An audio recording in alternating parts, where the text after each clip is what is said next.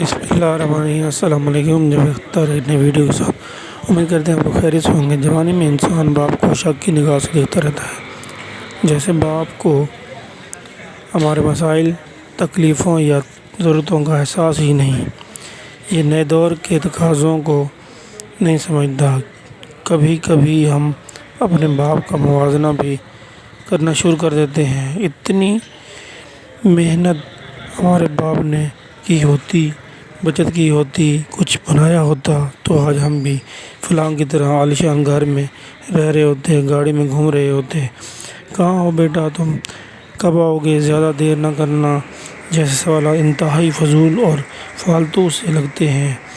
Sweater تو پہنا ہے، کچھ اور بھی پہن لو، سردی بہت ہے۔ انسان سوچتا ہے کہ اولڈ فیشن کی وجہ سے والد کو باہر کی دنیا کا اندازہ نہیں۔ اکثر اولادیں اپنے باپ کو ایک ہی معیار پر پرکھتی ہیں، گھر، گاڑی، پلاٹ، بینک بیلنس، کاروبار، اور اپنی ناکامیوں کو باپ کے کھاتے میں ڈال کر خود سرخرو ہو جاتے ہیں۔ ہمارے پاس بھی کچھ ہوتا تو اچھے اسکول میں پڑھتے، کاروبار کرتے۔ اس میں کوئی شک نہیں کہ اولاد کے لیے آئیڈیلز اس کا باپ ہی ہوتا ہے، لیکن کچھ باتیں جوانی میں سمجھ نہیں آتی۔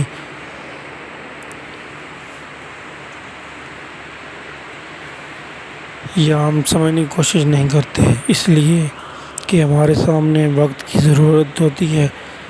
وقت دنیا کے مقابلے کا بھوت سوار ہوتا ہے، جلد سے جلد سب کچھ پانے کی جستجو ہوتی ہے۔ ہم سب کچھ کھو بھی رہے ہوتے ہیں جس کا احساس ہمیں نہیں ہوتا۔ بہت سی اولادیں وقتی محرومیوں کا پہلا ذمہ دار اپنے باپ کو قرار دے کر ہر چیز سے بری ظما ہو جاتے ہیں۔ وقت گزرتا ہے کہ انسان پلک جھپکتے ماضی کی کہانیوں کو اپنے ارد گرد منڈلاتے دیکھنا شروع کر دیتا ہے۔ جوانی، پڑھائی، نوکری، شادی، اولاد، اور پھر وہی اسٹیج کردار جو نبھاتے ہوئے ہر لمحہ اپنے باپ کا چہرہ آنکھوں کے سامنے آ کر باپ کی ہر سوچ، احساس، فکر، پریشانی، شرمندگی اور اذیت کو ہم پر کھول کر رکھ دیتا ہے۔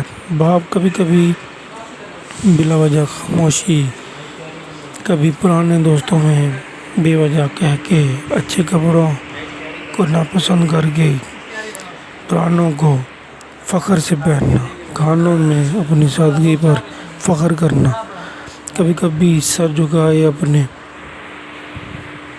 کاموں میں مگن ہونا، نظریں جھکائے انتہائی محویت سے ڈوب کر قرآن پاک کی تلاوت کرنا۔ سمجھ تو آنا شروع ہو جاتا ہے، لیکن دیر کے بعد۔ کبھی ہم خود راتوں کو جاگ کر دوسرے شہروں میں گئے، بچوں پر آیت الکرسی پڑھی اور پھونک دی۔ اچانک سوچا کہ بیٹے کو گرم پانی ملا کے نہیں ملا۔ جب شدت کی گرمی میں روم کولر کی خشک ہوا بدن کو چھوتی ہے تو پہلا احساس جو دل و دماغ میں ہلچل مچاتا ہے وہ کہیں اولاد گرمی میں تو نہیں بیٹھی۔ جوان اولاد کے مستقبل، شادیوں کی فکر، ہزار تانے بانے جوڑنا، تھک ہار کر اللہ اور اس کی پاک کلام میں پناہ ڈھونڈنا۔ جب یاد آتا ہے ہمارا باپ بھی ایک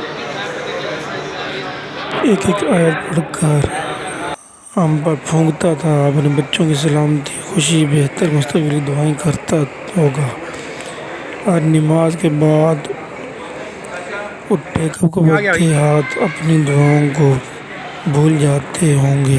ہماری طرح ہمارا باپ بھی ایک بچے کو دعائیں دیتا ہوگا، اور سر شام کبھی کبھی کمرے کی بتی بجھا کر اس فکر کی آگ میں جلتا ہوگا کہ میں نے اپنی اولاد کے لیے بہت کم کیا۔ اولاد کو باپ بہت دیر سے یاد آتا ہے، اتنی دیر سے کہ ہم اسے چھونے، محسوس کرنے، اس کی تلخی، اذیت، فکر کا ازالہ کرنے سے محروم ہو جاتے ہیں۔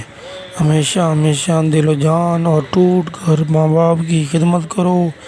خدمت میں دیر نہیں ہونی چاہیے۔ ماں باپ کے ہونے کی وجہ سے گھروں میں بخت اور سرمایہ ہوتا ہے۔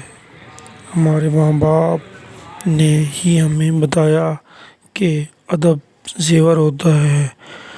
ہمارے ماں باپ کی دعاؤں سے ہر مشکل آسان ہوتی ہے۔